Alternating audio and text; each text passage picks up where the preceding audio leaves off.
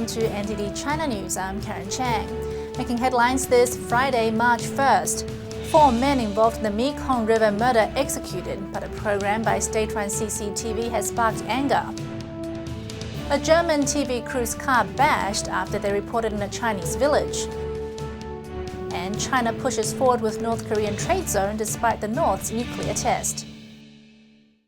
The case of the Mekong River murder in 2011 came to a close today, with 4 of the men involved being executed in China. But what did state-run CCTV do ahead of the execution that sparked anger online? China executed 4 men in Kunming, Yunnan province today for the murder of 13 Chinese sailors during a heist on the Mekong River. While the execution was widely accepted, reactions differed to an airing by state-run CCTV of the men before their deaths. CCTV showed the men being taken to their execution site in shackles and ropes, each one escorted by several armed police. The execution itself was not broadcasted, but some believe what was shown was against the law. One lawyer posted on his Weibo microblog account, "The Supreme Court expressly provides the death penalty should be announced but should not be on public display. In terms of morality, it is also very cruel." One Chinese hostess of a legal program on CCTV said on her Weibo account that the parade was unbearable to watch. She said, in other countries, people show respect for those about to lose their life, and that there is no winner in this tragic affair. Many others did not agree, calling her out for sympathizing with the murderers. The 4 men were sentenced last November, but their execution had to be reviewed by the Supreme People's Court in Beijing. They were informed of the court's decision on February 24th. The group was part of a drug trafficking ring that operated on the borders of several countries. The ringleader, Burmese national Nalcom, reportedly orchestrated the attacks on the Chinese cargo boat on the Mekong River in 2011. Nicknamed the Godfather, his arrest was a source of pride for the Chinese government. The 4 men were killed by the lethal injection. 2 others were given a reprieved life sentence and 8 years imprisonment, respectively. China is forging ahead with plans to build a free trade zone in North Korea. This comes despite international calls for sanctions following the rogue nation's latest nuclear test. The raison economic zone is located in the northeast of the Korean peninsula and is close to China and Russia. An official at the Joint Management Office said that North Korea's 3rd nuclear test has not stopped progress. A power line from China to raison is being built to power the industrial hub. China's foreign ministry spokesman said that economic ties between the 2 countries would remain normal. While China has cooperated with UN sanctions to reel in its neighbor's nuclear program, the communist regime remains North Korea's biggest ally and trading partner. Chased for miles by car, driven off the road and assaulted with baseball bats. That was the tenacity shown by a group of men with suspected ties to local authorities in China when they were chasing their prey. But they weren't after any criminals. Their victims were foreign journalists. A smashed windshield and dented side doors. This is the van belonging to a crew of German television ARD. They were attacked on Wednesday in northern China when they tried to do a report about urbanization in Hebei province. On Friday, China's foreign ministry spokeswoman Hua Chunying said authorities were looking into it. The Foreign Correspondents Club of China, or FCCC, have condemned the attack. They said ARD's crew was reporting in a village, and as they drove away, 4 cars chased them. Their attackers forced them off the road. 2 men with baseball bats smashed their windshield. The German crew got away and found 2 motorbike police, but the pursuers continued to attack the car even in the presences of police. ARD correspondent Christine Edelhart said they tried to file attempted homicide charges against their assailants. Police claimed the charges had already been filed. A local witness later told the German crew that one of the cars pursuing them belonged to the village's Communist Party secretary. Hua Chunying said during Friday's press briefing that foreign reporters had to obey Chinese laws whilst reporting there. The ARD was told by police that they should have asked for permission to film in the village because locals were, quote, offended by their presence. Under Chinese law, foreign reporters do not have to ask for permission to film in public places. Chinese reporter Wang Keqin has covered some of China's most sensitive issues. And while that's garnered him the respect of many, in a country of stifling censorship, Wang has discovered just how hard his line of work is. After a decade of working as one of China's top investigative reporters, Wang Keqin has once again been fired from his job. Management at the Economic Observer newspaper pressured him into resigning earlier this week. Over his decade-long career, Wang has tackled sensitive issues like corruption and government involvement in the spread of AIDS.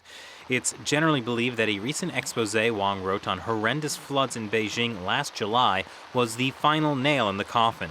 Citizen journalist Zhu Ruifeng, who gained notoriety for exposing a sex tape scandal in Chongqing, spoke to NTD about Wang's situation. Economic Observer tried really hard to have Wang Keqin be the deputy editor-in-chief. They even set up a special investigative team. But because of this article, the paper was suppressed, the team was disbanded, and only he was left.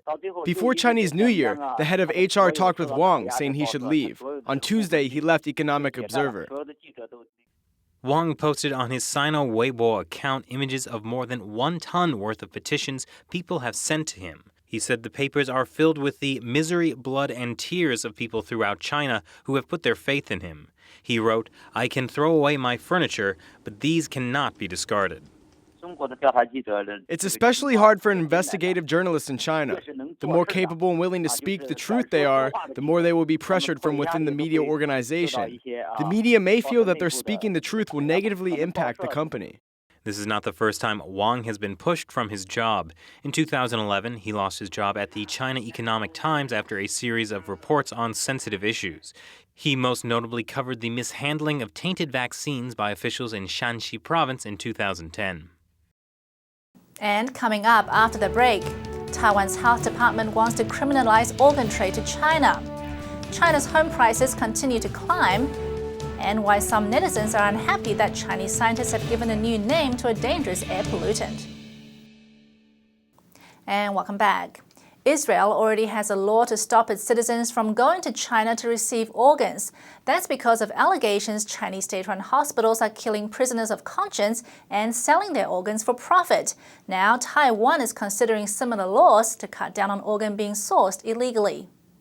Taiwan's health department said on Thursday it plans to modify its organ transplant laws to criminalize organ trade and brokerage. The main concern is illegally obtained organs in China, where authorities have been accused of killing prisoners of conscience for their organs.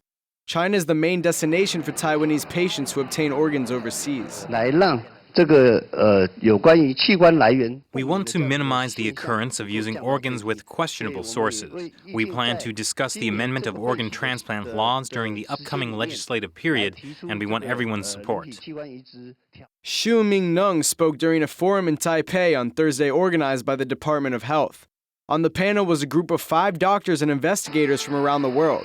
They visited Taiwan this week to highlight transplant abuse in China.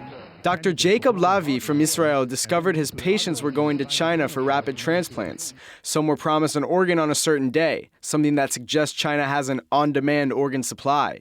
He has since worked to get Israel to stop transplanting tourism to China.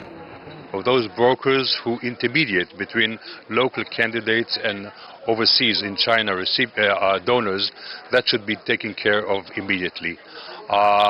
That's what we've done in Israel, and that's the way we have succeeded in Israel to stop completely the flow of Israeli patients over to China. U.S.-based doctor Jianxiao Chu says a combined effort is necessary to stop forced organ harvesting in China. I think the public, medical community, the political field, and the legal community all need to take action, because this isn't something that doctors alone can accomplish. Independent investigators and human rights activists have accused the Chinese regime of profiting from forced organ harvesting. The largest groups of victims identified are persecuted Falun Gong practitioners. Detained house Christians and Uyghur minorities are also believed to be amongst those killed for their organs. NTD News, Taiwan. China's official Purchasing Managers Index, or PMI, dropped to a 5-month low of 50.1 in February, down from 50.4 last month. Analysts surveyed by Bloomberg News had expected it to rise slightly before the results came out. A separate PMI number from HSBC Bank also dropped from 52.3 in January to 50.4 last month. A PMI above 50 indicates expansion. Economists say the Lunar New Year holiday could be affecting the numbers as most factories shut down for the celebrations, some for as many as 3 weeks. However, China's official PMI and the gauge from HSBC are both seasonally adjusted for the holiday. Xie Dongming, a China economist at Overseas China Banking Corps in Singapore, tells Bloomberg that China's economic recovery is obviously weak. He says, quote, "The official PMI is almost at the line between expansion and contraction, and seasonal factors from the Chinese New Year holidays alone can't explain this." While manufacturing figures are down, China's home prices are headed the opposite direction. It's something Chinese regulators are trying to rein in, and today central authorities announced measures they hope could curb the heated market. China's housing prices just keep going up, and it's not a good trend for authorities worried about a property bubble burst. A survey by the China Real Estate System released today shows that average home prices in China's 100 largest cities have risen for 9 months straight. The survey says the new homes rose 0.8% in February from a month ago. Beijing and Shanghai saw an increase of 1% and 1.3% respectively. Compared to 1 year ago, home prices have gone up 2.5%. Keeping a lid on the heated property market has been a main focus for Chinese leaders. Unaffordable housing fuels social complaint, something the stability-obsessed regime wants to avoid. The report coincides with an announcement by China's central authorities that they will put in place measures to cool the market. But the measures are sure to displease homebuyers. State-run Xinhua reports that in cities where prices are rising, quote, excessively fast, banks can increase the down payment rates for second home buyers. Currently, the down payment is 60% of a home's value. Banks can also increase mortgage rates, but the notice did not specify how much to increase the cost by. Taxes for homeowners who sell their properties will also be raised, up to 20% of the profit they make. Chinese scientists familiar with the nation's smog problems gathered on Wednesday in Beijing, not to find a way to address the problem, but to come up with a new name in Chinese for the most dangerous pollutant, PM 2.5. Many Chinese are frustrated more isn't being done to actually get the country's pollution crisis under control. China's smog and pollution problems are nothing new, but now there's a new official name for the most dangerous PM 2.5 particles. On Wednesday, China's National Committee for Terms in Sciences and Technology held a seminar and came up with the name fine particulate matter, or shikeliwu in Chinese. PM 2.5 particles are tiny air particles 2.5 microns in diameter. Many Chinese have used the name PM 2.5, but scientists say people didn't really know what it meant, so they came up with the new term. But some people are frustrated. Why are authorities spending more time coming up with a name than fixing the problem? One netizen wrote, "Don't they have better things to do? No matter what it's called, it's still hazardous air that we're breathing in." Another wrote, "Instead of focusing on how to manage air pollution, these so-called experts put their heads together on something totally useless." PM 2.5 is a health danger because they're so tiny that they can get into the lungs, causing anything from acute respiratory infection to lung cancer. It's largely created by burning coal, which is one of China's biggest energy sources. The World Health Organization recommends a daily level of no more than 20. Beijing had readings exceeding 700 on January 12th. More than 8,500 people died prematurely, in part due to prolonged exposure to PM 2.5 in 4 Chinese cities last year. Each year, NTD holds a series of competitions aimed at promoting traditional culture, and the schedule of this year's competition has just been announced. There will be 4 competitions in total. They are Chinese martial arts, haute couture design, the Chinese International Piano Competition, and the Chinese Figure Painting Competition. These events will take place this fall, and we have a special segment about the contest coming up in Discovering China. And that brings us to the end of this NTD China news. Don't forget to subscribe to our YouTube channel, NTD on China, for more of our China content, or you can visit our website at ntd.tv. Thank you for watching.